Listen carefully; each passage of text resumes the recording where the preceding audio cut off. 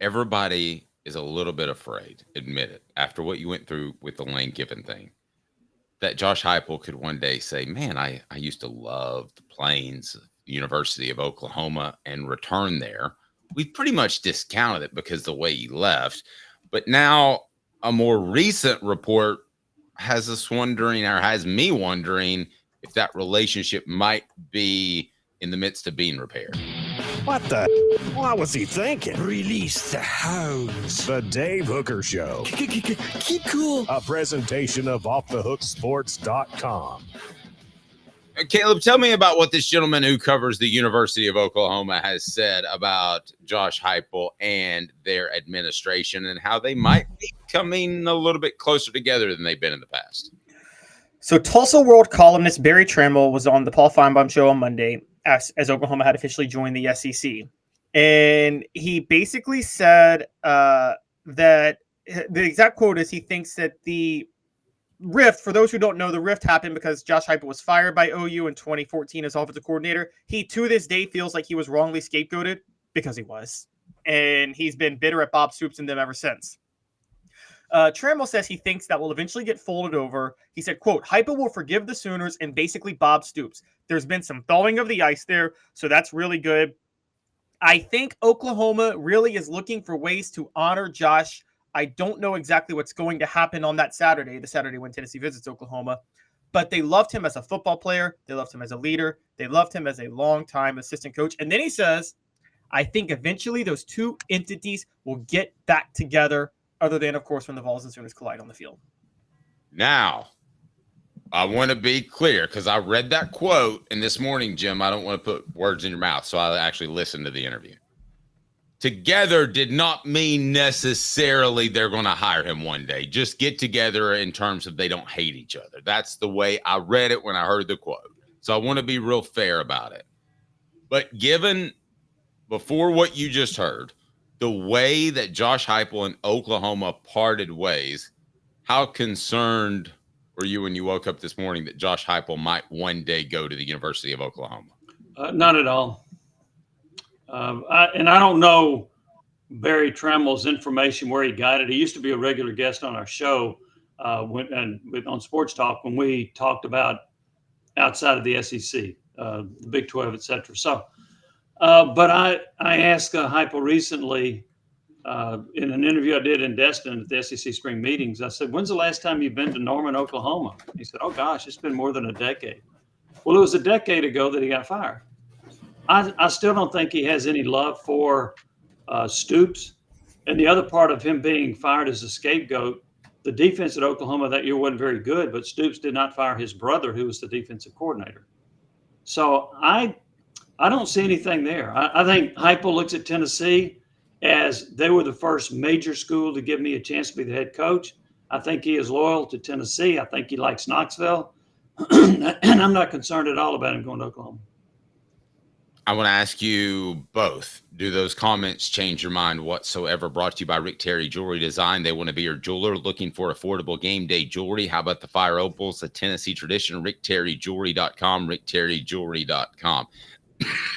Pardon me. If I'm a Tennessee fan out there, pardon me, those conversations between those two parties bother me. And I don't want them to happen.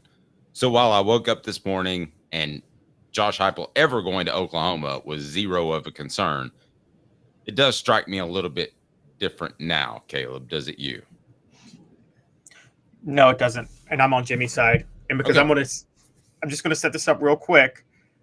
The biggest reason he was fired was because they blamed him for Trevor Knight not developing. The story they don't fully tell, and the Tulsa World was the one that broke this, was Bob Stoops, after getting embarrassed by Johnny Manziel, tried to force that same RPO offense that Kevin Sumlin ran on Josh Heupel because he wanted Trevor Knight to be Johnny Manziel, and Josh Heupel was fighting that the whole time, saying Trevor Knight can't be Johnny Manziel. And that created a part of the rift. So Heupel feels he was scapegoated. He also feels that he did more for Oklahoma than Oklahoma did for him because he said, I'm the only one who got Bob Stoops a national championship. And I think, and Jimmy, I'll actually go to you on this too. Crazy Conspiracy Caleb is coming out. I think somebody from I think Oklahoma is not real happy with Brent Venables. I think they are already making plans on if they have to fire him. It's almost like Derek Dooley entering his last year at Tennessee. And I think somebody's leaking this because they want Josh Heupel in Oklahoma to Memphis this. I was going to play this drop, Jimmy, but I think he's pretty good. I was going to play this one. That's crazy. But I'm kind of reading something into that. You? Let's not forget that Oklahoma just re-upped Brent Venables with a long extension, paying him ridiculous money.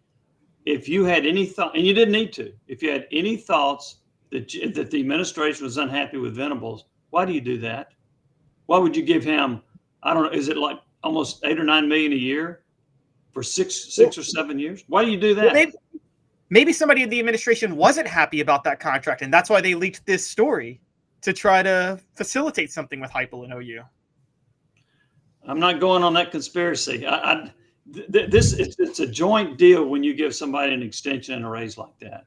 So, but now I disagree with them doing it because didn't Venables his first year at Oklahoma, they had a losing record, right? It was horrible. Then they went 10-3. Yeah. So I don't think he was deserving of it, but isn't that a lot of money to eat if you're going to have to fire somebody in the next year or two? Especially because their schedule is so easy. You could have an 8-4, 9-3 record dropping out of bed. And then it's hard to fire somebody with a 9-win season in the SEC. Mm-hmm. I mean, maybe their some schedule's brutal this year. Their schedule was easy last year. Oklahoma's got robbed in the SEC schedule. They do have a hard schedule. Okay. Well, we'll see what happens with him. My question, I'm the most non-Brent Venables guy in the world. I don't think he's going to have success. I think the extension was a mistake. However, Jimmy, I could make the argument that as a defensive coach, he's better wired to have elite success, because if you look at the guys that have had elite success, Kirby Smart and Nick Saban, they were defensive coaches. There is a chance in my mind that Oklahoma could be a little bit on the front end of something by placing the emphasis on defense, which Josh Heupel is never going to do.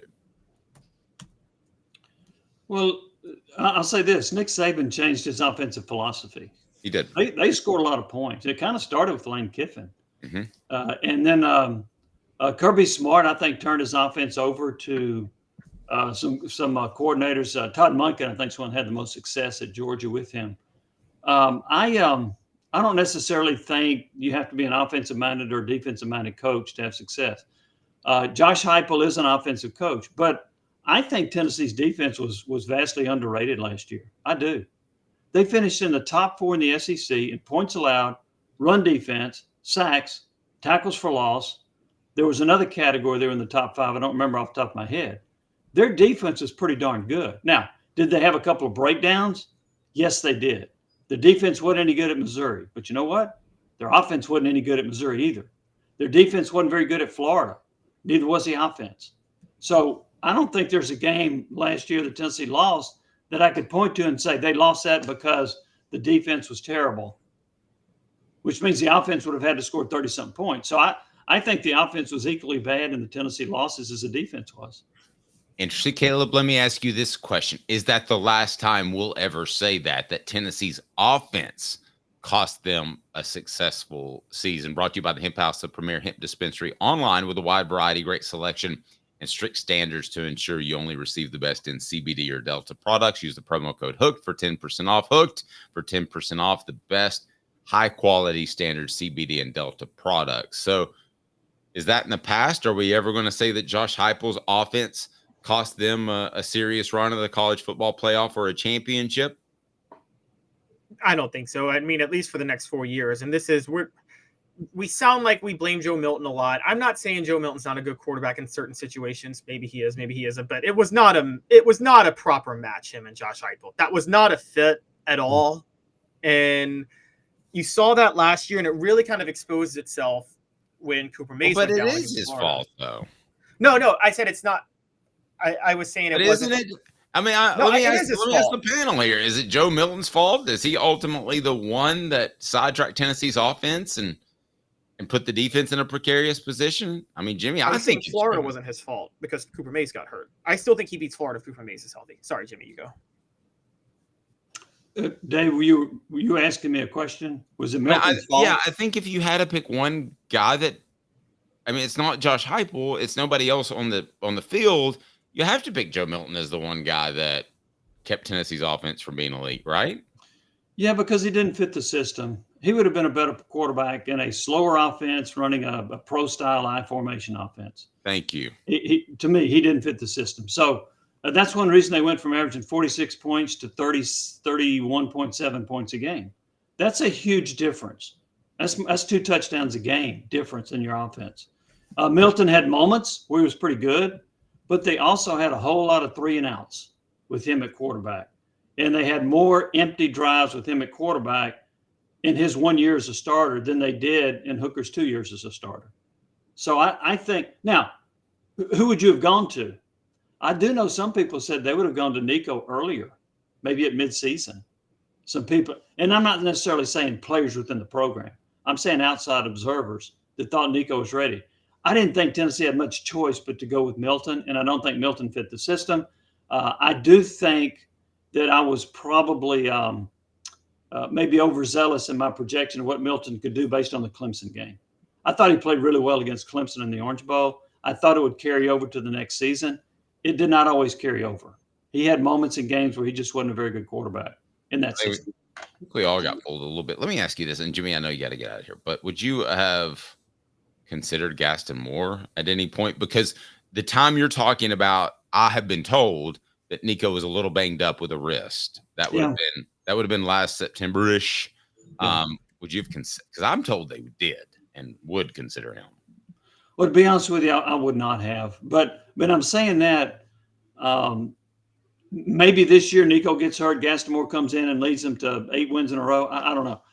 But I'm having trouble seeing a guy that was a walk-on in your program being he's probably a better fit, but not the athlete that Milton is and couldn't throw the ball like that.